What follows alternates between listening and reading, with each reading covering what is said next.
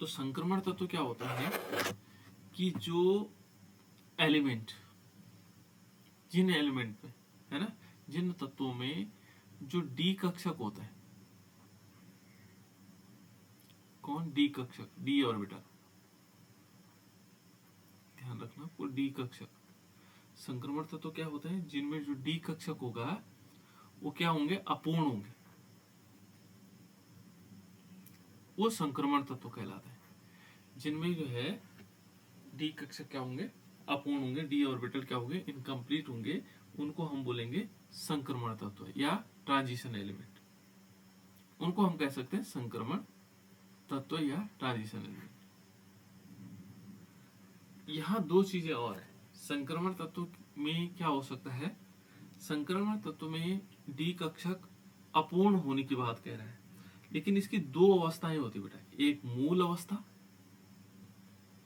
कौन सी अवस्था, मूल अवस्था हो गई, और दूसरा हो गया इसका ऑक्सीकरण अवस्था में, ठीक है ना। जो मूल अवस्था है और ऑक्सीकरण अवस्था, इन दोनों अवस्था में डी कक्षक क्या होने चाहिए, अपूर्ण होने चाहिए, तब जाकर के संक्रमण तत्व कहलाते हैं। अपूर्ण का मतलब इनकम्प्लीट होगा डी कक्षक, जहां पूर्ण भर जाएगा वो क्या नहीं कहलाएंगे, संक्रमण तत्व नहीं कहलाएंगे। तो ये परिभाषा थी संक्रमण तत्व की। संक्रमण तत्व क्या है कि किसी तत्व की मूल अवस्था और ऑक्सीकरण अवस्था में डी कक्षक यदि अपूर्ण है तो क्या कहलाएंगे, संक्रमण तत्व कहलाएंगे। ये है, समझ में यह बात आगे होगी। और मान लीजिए जैसे हम स्कैंडियम का देखते थे, तो स्कैंडियम का परीक्षण कर लेते हैं कि स्कैंडियम संक्रमण तत्व है या नहीं है ना। तो स्कैंडियम का एटॉमिक नंबर होता है बेटा 21, है ना। यहाँ पर देखेंगे तो क्या आएगा, 1s2, 2s2, 2p6 हो गया, 3s2 हो गया, 3p6 हो गया, 4s1 हो गया, 4s2, 3d1, ये हो गया। देखो यहाँ पर कितने हो गए, 10 हो गए, 20 हो गए और 21 हो गए। अब यहाँ देखो बेटे डी के कितने कक्षक होते हैं, जो डी ऑर्बिटल होते हैं उसके कितने ऑर्बिटल होते हैं, डी के कितने ऑर्बिटल्स होते हैं सर 5 होते हैं, है ना। जहां पर ये देखो हमें ध्यान रखना है, एस का एक कक्षक होता है, एस उपकोष मान लीजिए, और डी के कितने होते हैं, पी के कितने होते हैं, पहले पी के कितने होते हैं सर 3 3 होते हैं, है ना। यहाँ पर 1 2 3, और डी के कितने होते हैं बेटा, याद 5 यहाँ पर कितने होंगे, 5 हो जाएंगे,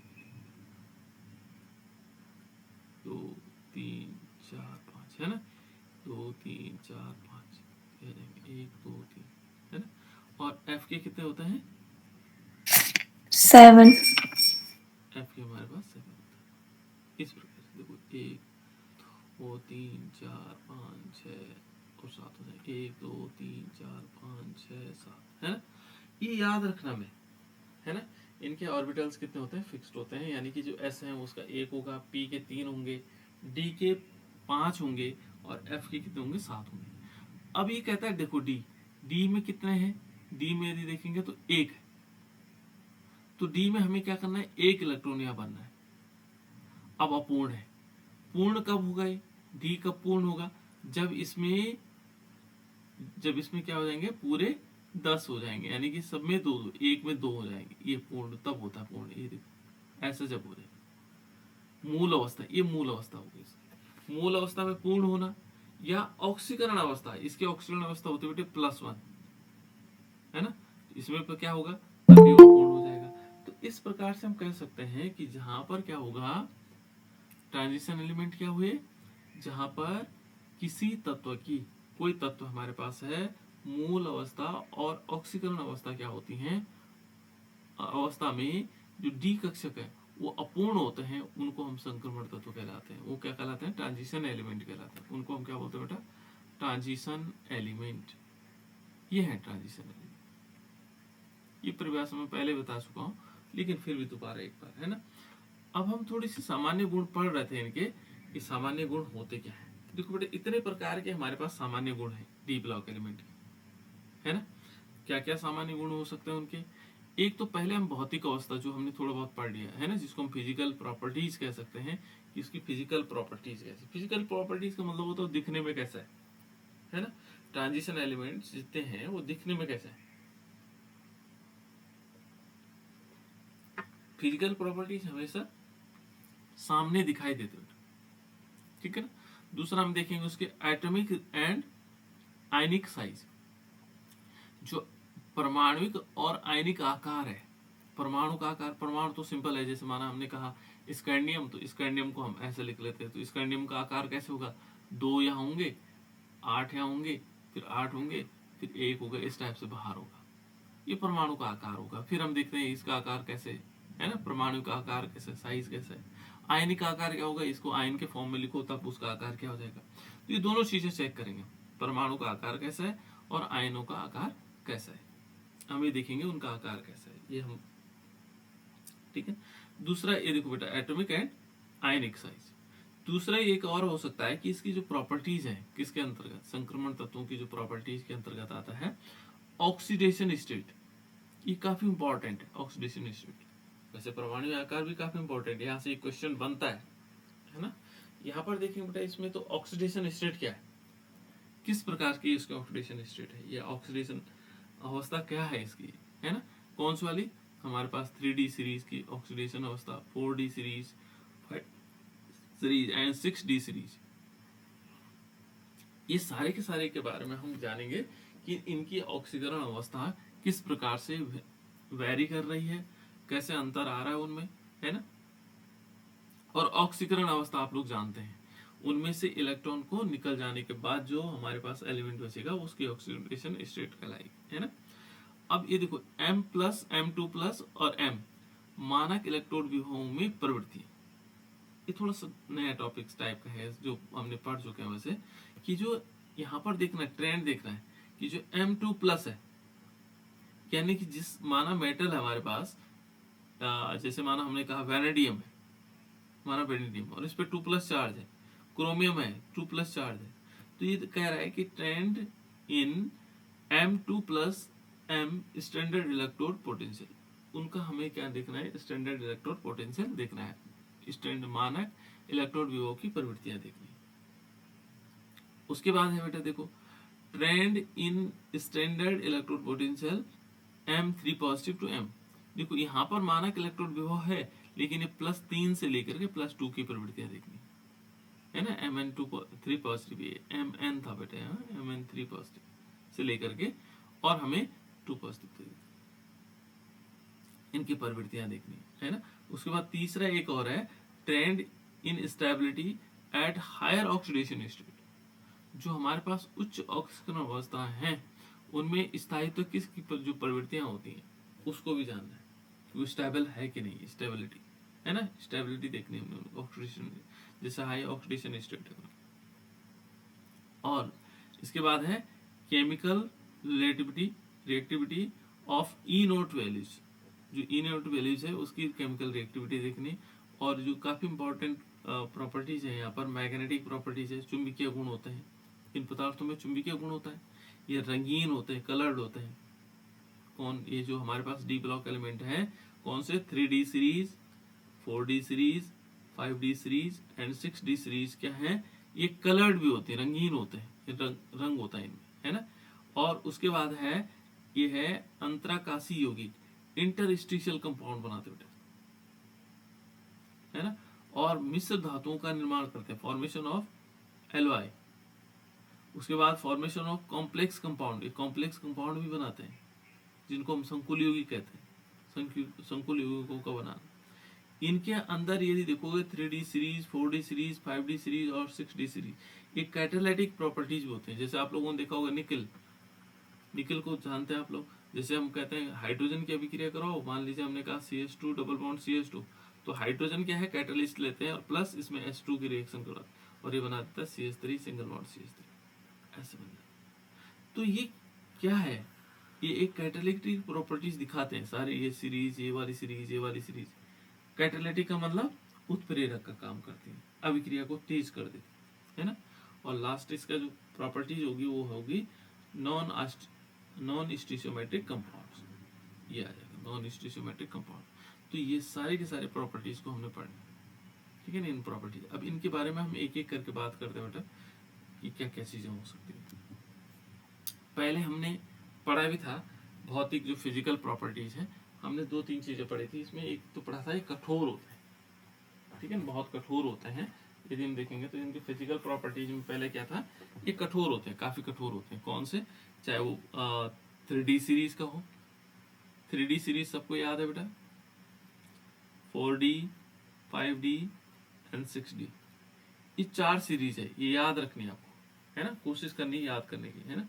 मुझे लगता है कि आरुषि ने ये याद किया था, 2-3 तक तो पहुंच गई थी। तो ये 4 सीरीज हमारे पास है जो डी ब्लॉक एलिमेंट है, ठीक है ना। एक कौन सा ब्लॉक एलिमेंट है, डी ब्लॉक एलिमेंट। यहाँ पर ये देखोगे बेटा तो ये क्या है, अति कठोर है, सारे के सारे क्या है, कठोर है, हार्ड है ना। और इनका गलनांक और क्वथनांक हमने बताया था आपको कि इन दोनों का गलनांक, इन सबका गलनांक और क्वथनांक क्या होता है, उच्च होता है, ठीक है ना, काफी ज्यादा होता है इनका गलनांक एवं क्वथनांक। और उसका कारण भी बताया था, इसका कारण क्या बताया था, इनमें इंट्रामोलिकुलर इंट्रामेटेलिक बॉन्डिंग होती है ना, जो मेटल की bond intra atomic molecular bonding, ठीक है ना, इंट्रा एटॉमिक मॉलिकुलर बॉन्डिंग होती है। इसके कारण इनका गलनांक और क्वथनांक क्या हो जाता है, उच्च हो जाता है। बॉइलिंग पॉइंट और मेल्टिंग पॉइंट क्या होगा, हाई होगा, ठीक। इसके बाद है कणन इंथैल्पी बताई थी, कणन इंथैल्पी बताई थी, heat of enthalpy of atomisation, ये भी क्या था, ये भी उच्च होते हैं इसमें। एक यहाँ पर अपवाद के रूप में हमने कहा था कि जो मैग्नीज होता है, यहाँ पर एक्सेप्शन बताया था कि जो मैग्नीज है, Mn है, वो अपवाद था यहाँ पर। और क्या अपवाद था, इसका जो इलेक्ट्रॉनिक विन्यास था बेटा वो क्या था, 3D5 और 4s2। इसमें जो अनपेयर्ड इलेक्ट्रॉन थे, कितने थे, अनपेयर्ड इलेक्ट्रॉन कितने बेटा इसमें, 3D5 4s2 में कितने अनपेयर्ड इलेक्ट्रॉन, सर 5। 5, है ना। यहाँ देखोगे तो ये 5 है। यदि हम डी ब्लॉक को ऐसे देखेंगे तो क्योंकि डी ब्लॉक में डी के कितने कक्षक होते हैं, कितने ऑर्बिटल होते हैं, 5। 5 होते हैं, 1 2 3 4 5, है ना, 1 2 3 और देखो 1 2 3 4 5, 5 है।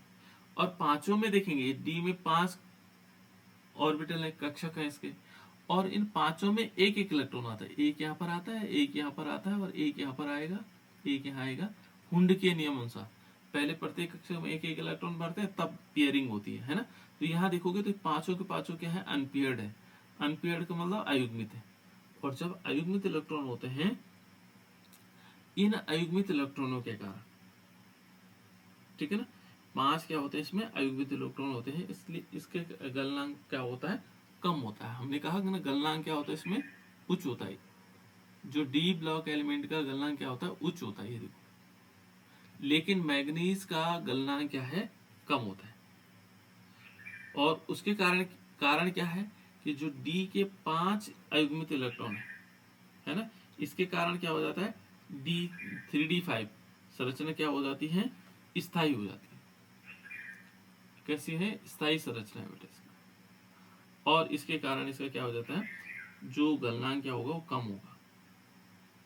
और इनके बीच जो धात्विक बंध होंगे, मेटेलिक बॉन्डिंग होंगी, वो दुर्बल होंगे, वीक होंगे। इसके कारण ये माना जाता है ये क्या है, मैग्नीज एक अपवाद है जिसका गलनांक कम होता है, बाकी सबका इनका उच्च होता है, ठीक। ये है हमारे पास पहला प्रॉपर्टीज। दूसरी प्रॉपर्टीज देखो बड़ी बहुत इंपॉर्टेंट प्रॉपर्टीज है, इसको थोड़ा समझना, ध्यान से समझना आप लोगों को। यहाँ पर यदि देखोगे, हमने पीरियोडिक टेबल को दो चीजों को पढ़ा है। यहाँ पर यदि देखोगे तो पीरियोडिक टेबल में इस तरफ 2 लाइन है ना, और ये 2 बड़ी लाइनें हैं, उसके बाद बीच में क्या है, 10 लाइनें, ऐसे 10 लाइनें, ठीक है ना। हो सकता है कम ज्यादा हो, दिखाई दे रहा हो आपको, है ना, ये 10 लाइनें। ठीक है ना। उसके बाद इधर की तरफ 6 लाइनें, 1 2 3 4 5 6, है ना। चलो मैंने ये, हो सकता है ज्यादा दिख रहे होंगे, है ना, ये मैं केवल सिंबॉलिक बता रहा हूँ आप लोगों के लिए।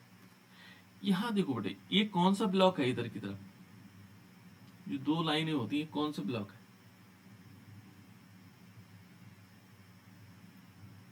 इस ब्लॉक के बारे में बताओ बेटे, कौन सा ब्लॉक है?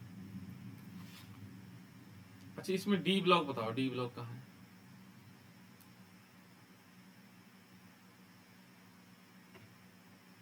कोई बच्चा बता सकता है बेटे, डी ब्लॉक कहाँ है?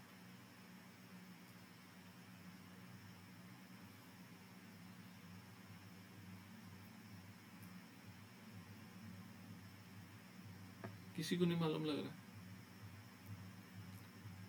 डी ब्लॉक कहाँ है?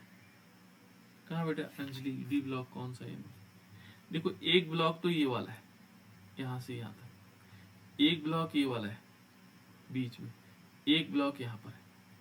चलो मैं लिख देता हूँ, 1 नंबर, 2 नंबर और 3 नंबर। इनमें कौन सा ब्लॉक है? 1 नंबर वाला कौन सा ब्लॉक है, 2 नंबर वाला ब्लॉक कौन सा है, और 3 नंबर वाला ब्लॉक कौन सा है? ये तो मैंने ऐसे ही बताया आपको, 1 2 3 इसलिए, ताकि आप बता पाओ वहां से ऑप्शन के हिसाब से।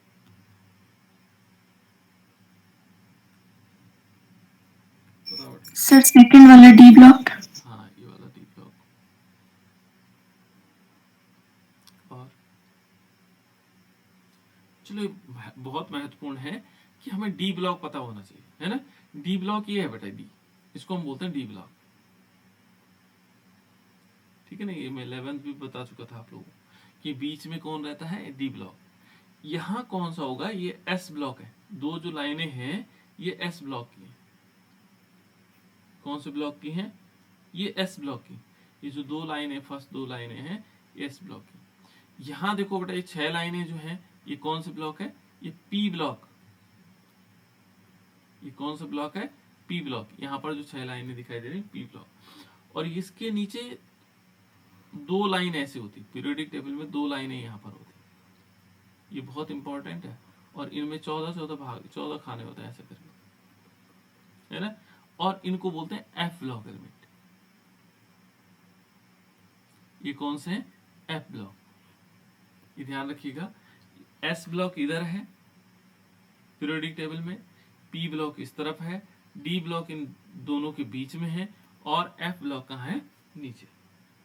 याद रहेगा, ये काफी इंपॉर्टेंट है, इसलिए बता रहा हूं आप लोगों को। अब यहां देखो बेटा, पहले इसमें क्या होता है, पहले एस ब्लॉक से शुरू होता है ना। कोई भी जो चीजें होती हैं वो एस ब्लॉक से आती हैं। तो एस ब्लॉक में क्या होगा? एस ब्लॉक क्या होंगे? क्योंकि हमने कहा यहाँ पर एस ब्लॉक ऐसे बना हुआ है, मतलब पीरियोडिक टेबल, और 2 लाइनें ऐसे, 1 और 2 लाइनें एस ब्लॉक एलिमेंट है। जिसमें यहाँ पर देखो, पहले वाले में हाइड्रोजन हो गया, लिथियम हो गया, सोडियम हो गया, पोटेशियम हो गया, रूबियम हो, सीजियम, फ्रेंजियम, है ना, ये सब। और बीच में 10 लाइनें, 1 हो गया, 2 3 4 5 6 7 8 9 10, ये हो गया। और जो 11वीं लाइन है वो ये 6, 1 2 3 4, 1 2 3 4 5 6 हो जाएंगे, है ना, ये 6। ये हमारे पास पी ब्लॉक एलिमेंट है।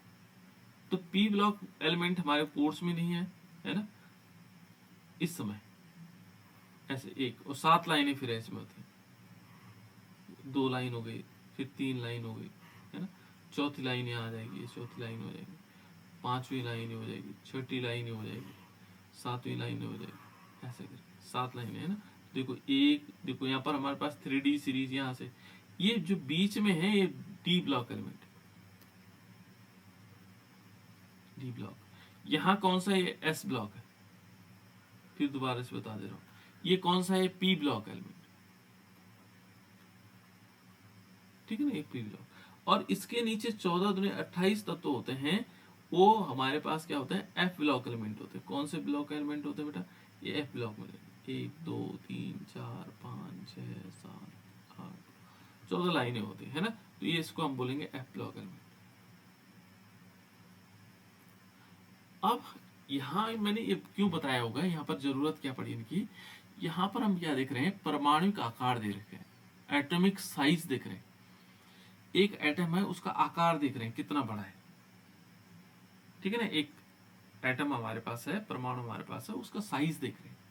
तो एटॉमिक साइज को जानकारी, यानी कि हम क्या निकालना चाह रहे हैं, एटॉमिक साइज। एटॉमिक साइज, उस एटम का साइज क्या है। तो साइज कैसे देखते हैं, कंपेयर करते हैं, है ना।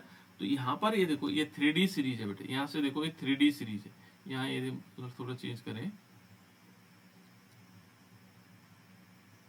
देखो यहाँ पर जो ये वाला होगा, ये हमारे पास 3D सीरीज है। यहाँ पर जो तत्व है ये 4D, उसके नीचे जो 4D सीरीज है, यहाँ 5D सीरीज है, यहाँ 6D सीरीज है। इस सीरीज हमारे पास है ना, 4 सीरीज है। लेकिन इन सीरीज में इनसे पहले 2 तत्व यहाँ पर है, देखो ये 2 तत्व पहले आएंगे। इसके बाद भी क्या होंगे, पी ब्लॉक एलिमेंट आएंगे, ये पी ब्लॉक एलिमेंट होंगे। यहाँ पर 2 तो एस ब्लॉक एलिमेंट है, और क्या है, पी ब्लॉक एलिमेंट। ये किसके बीच है, डी ब्लॉक एलिमेंट क्या है, एस और पी के बीच में। तो हम इनकी कंपेरिजन इनसे करेंगे, एस ब्लॉक एलिमेंट और पी ब्लॉक एलिमेंट का से हम इनका कंपेरिजन करेंगे, इनका तुलना करेंगे, इनकी तुलना करेंगे। कैसे तुलना कैसे होगी, हम कहेंगे देखो जो एस ब्लॉक के तत्वों का आकार है, एस ब्लॉक के तत्वों का आकार है। देखो बेटा पहले हम देखते हैं स्कैंडियम, इस 3D सीरीज को देखते हैं। पहले कौन से वाले देखते हैं, D block element. D block हमारे पास स्कैंडियम हो गया, उसके बाद टाइटेनियम हो गया, वैनेडियम हो गया, क्रोमियम हो गया, ठीक है ना। क्रोमियम के बाद क्या था,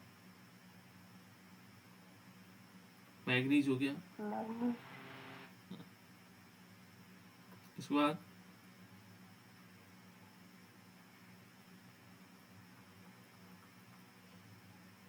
सॉरी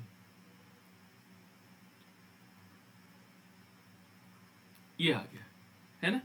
अब इससे पहले 2 तत्व और भी हैं एस ब्लॉक एलिमेंट। यदि हम यहाँ पर देखेंगे तो ये हमारे पास क्या है, ये हमारे पास डी ब्लॉक एलिमेंट है। और इसके बाद पी ब्लॉक एलिमेंट के 6 तत्व हैं, 1 2 3 4 5 6। यहाँ इससे पहले है। तो यदि हम इससे पहले देखेंगे तो यहाँ इससे पहले आता है स्कैंडियम, से पहले आता है कैल्शियम। देखो बेटे यहाँ पर कितना है, ये 21 है तो 20 वाला आएगा, 20 वाले बाद 19 पोटेशियम। तो ये जो 2 तत्व हैं ये तो है एस ब्लॉक एलिमेंट।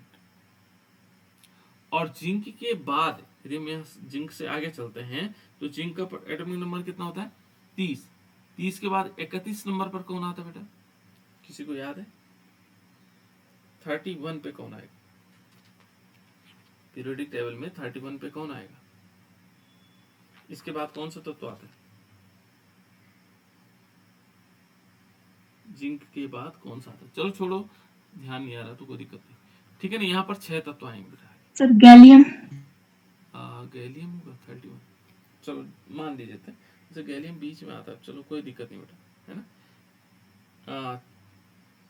यहाँ पर मान लेते हैं गैलियम, है ना, 31। ये हमारे पास तत्व है, हमने मेन ये लेने हैं अभी 30 तक, क्योंकि एस ब्लॉक एलिमेंट भी हमने नहीं पढ़ने और ये वाले भी नहीं पढ़ने, लेकिन इनकी कंपैरिजन करेंगे। देखो बेटा एस ब्लॉक का जो आकार है, एस ब्लॉक के तत्वों का जो आकार है वो क्या कहता है, देखो जो संक्रमण तत्व है, संक्रमण तत्व ये है हमारे पास, यहां से कहां तक है संक्रमण तत्व, संक्रमण तत्व कहां से कहां तक है बेटा, बताओ। इसमें संक्रमण तत्व कहां से कहां तक है, इस लाइन में बताओ आप, जो मैं लाइन लिखी हुई है यहाँ पर। सर स्कैंडियम से जिंक तक। स्कैंडियम से, अंजलि सही कर, स्कैंडियम से लेकर के, और इस आरुषि ने कहा है स्कैंडियम से जिंक तक, क्या सही है, एक बार सोच बेटा। सर कॉपर तक। हाँ कॉपर तक होगा, क्यों, क्योंकि जिंक जो है संक्रमण तत्व नहीं। और यदि मैं कहूं डी ब्लॉक कहां से कहां तक है,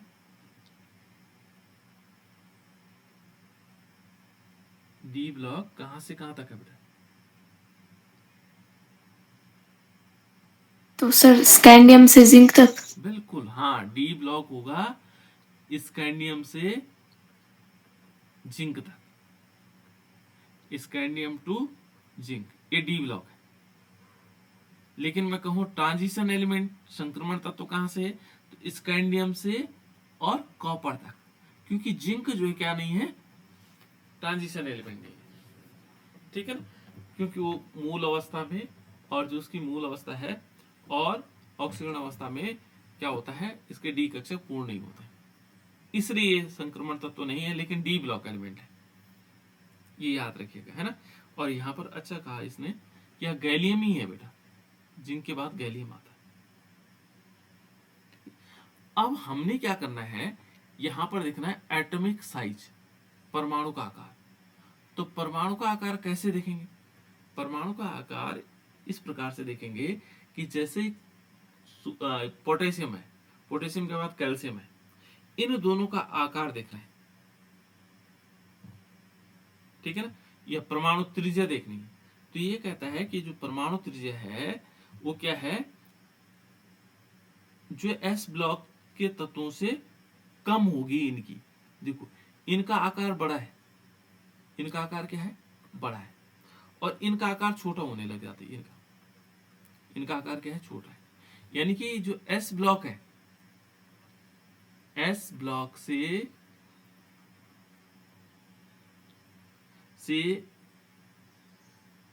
क्या होगा, डी ब्लॉक का आकार, जो डी ब्लॉक का आकार क्या होगा, डी ब्लॉक के तत्वों का आकार, तत्वों का आकार, या हम कह सकते हैं परमाणु त्रिज्या, है ना, एटॉमिक रेडियस, ठीक है ना, एटॉमिक रेडियस कम होगी, यानी कि बड़े बड़े आकार के ये वाले, और ये छोटे छोटे आकार के होते हैं, कभी बताएंगे क्यों ऐसा होता है। लेकिन एक और चीज है, जब ये यहां पर आ जाएगा, लेकिन जो पी ब्लॉक एलिमेंट है, इनका आकार तो छोटा हो गया इनसे, और जब हम क्या जाएंगे, इससे जाएंगे पी ब्लॉक के जो तत्वों से क्या होता है, अधिक होता है। यानी कि पी ब्लॉक, यदि पी ब्लॉक का आकार देखेंगे तो पी ब्लॉक का आकार और छोटा है इनकी तुलना में, ये और छोटे हैं, ये थोड़ा बड़े हैं।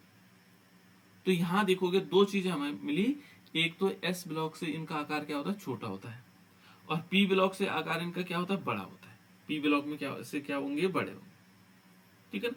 तो ये दोनों कंडीशंस हमें पता लग गई किस प्रकार से हुआ और क्यों हुआ, अब हम जानेंगे क्यों ऐसा हुआ, ठीक है। तो यदि पहले इसको मिटा दे तो बेटर, क्योंकि इसमें ज्यादा हो गया। अब हम देखें किसमें, स्कैंडियम, ये हमारे पास स्कैंडियम हो गया, ठीक है ना, फिर टाइटेनियम हो गया, वैनेडियम हो गया, क्रोमियम हो गया, मैग्नीज हो गया, ठीक है ना, फिर आयरन हो गया, फिर कोबाल्ट हो गया, फिर निकल हो गया, कॉपर हो गया, और जिंक हो गया। लेंगे हम पूरा, भले जिंक क्या नहीं है, संक्रमण तत्व तो नहीं, लेकिन डी ब्लॉक एलिमेंट है ना, उसका अध्ययन हमने करना ही है ना। यहाँ पर देखो बेटा, जब हम क्या करते हैं, बाएं से दाएं चलने पर, बाएं से बाएं किस तरफ हमारा, ये वाला है ना, ये बायां है, लेफ्ट है ना, और ये हमारा राइट, दाहिना हाथ इधर की तरफ, बायां हाथ इस तरफ है। तो जब हम क्या करेंगे, बाएं से जाने, यहां से इधर चलेंगे, ऐसे ऐसे चलता है। तो यहाँ दो चीजें हो रही है, दो घटनाएं हो रही है। क्या हो रहा है, यहां पर जब बाएं से दाएं जाने पर क्या होगा, न्यूक्लियर चार्ज, नाभिकीय आवेश, एक दो शब्द लिख लेता मैं, एक है नाभिकीय आवेश, नाभिकीय आवेश, जिसको हम क्या बोलते हैं बेटा, नाभिकीय आवेश को बोलते हैं न्यूक्लियर चार्ज, न्यूक्लियर चार्ज, जो हमारे पास न्यूक्लियर चार्ज है ना, एक तो नाभिकीय आवेश, ठीक है। इसमें क्या हो रही, ये बढ़ेगा, इंक्रीज होगा, बढ़ेगा, इंक्रीज हो जाएगा, समझ में आ रहा है। जब हम स्कैंडियम से जिंक की तरफ जाएंगे तो वहां पर क्या होगा, न्यूक्लियर चार्ज इंक्रीज होगा। न्यूक्लियर चार्ज कैसे बढ़ेगा, न्यूक्लियर चार्ज कैसे बढ़ते हैं बेटा, जो हमारे पास न्यूक्लियस का चार्ज होगा वो कैसे बढ़ेगा, क्यों बढ़ता होगा, उसमें देखो यहाँ पर स्कैंडियम के पास, जो स्कैंडियम है ना हमारे पास, इसके पास इसका एटॉमिक नंबर 21 है। कितना है इसका एटॉमिक नंबर, 21।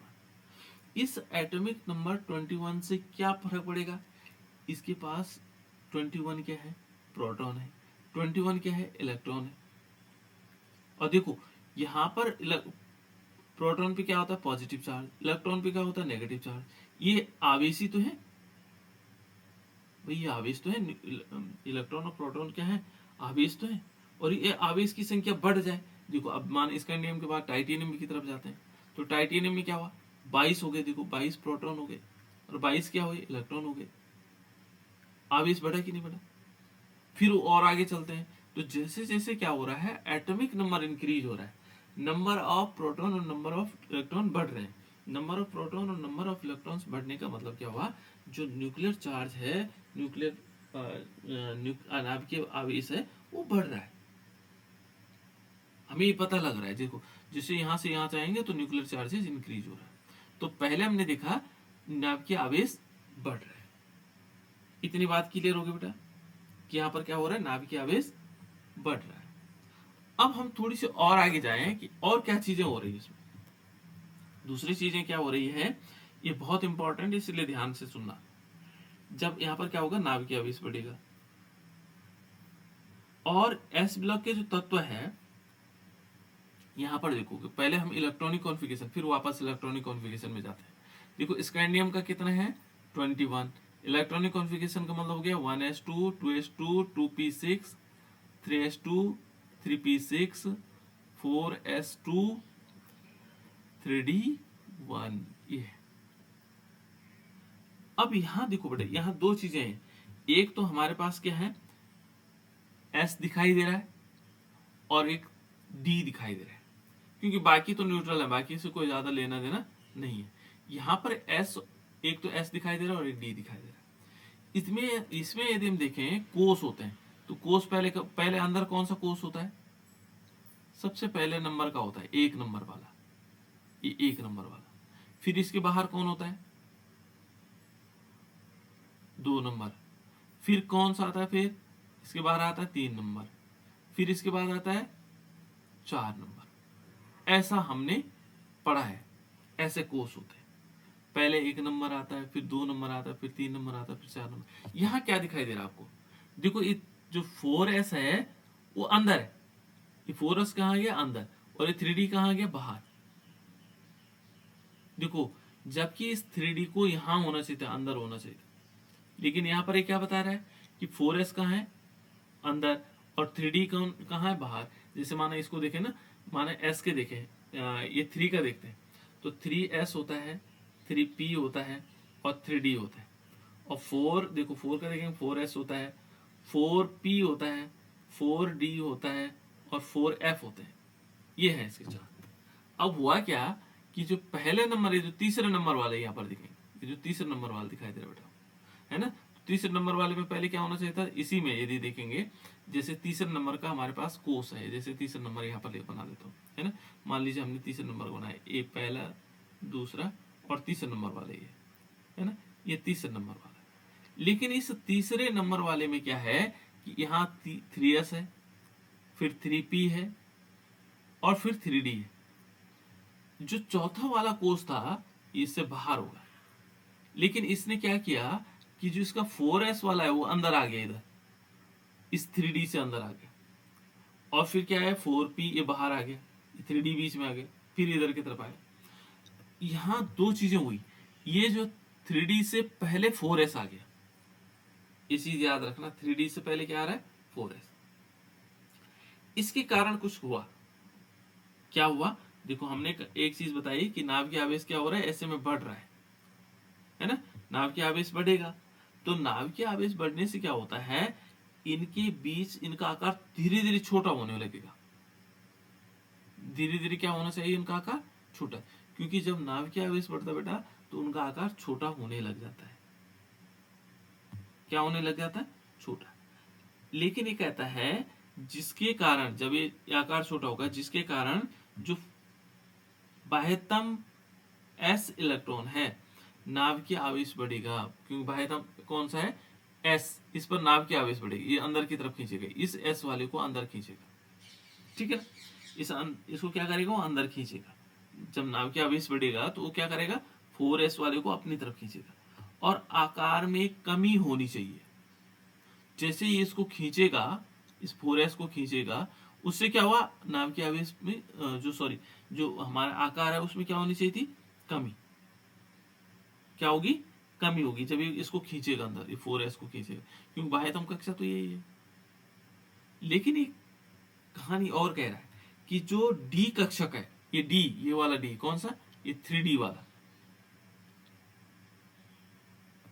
लेकिन जो अंततः क्या होता है कि जो डी कक्षक होता है इसमें एक इलेक्ट्रॉन की वृद्धि हो रही है। देखो यहाँ पर क्या होगा, ये 4s हुआ और ये 3D 1, यहाँ देखोगे 4s2, ये देखो 2, लेकिन यहाँ 3D क्या हुआ, 2 हो गए, एक इलेक्ट्रॉन वृद्धि हो रही है।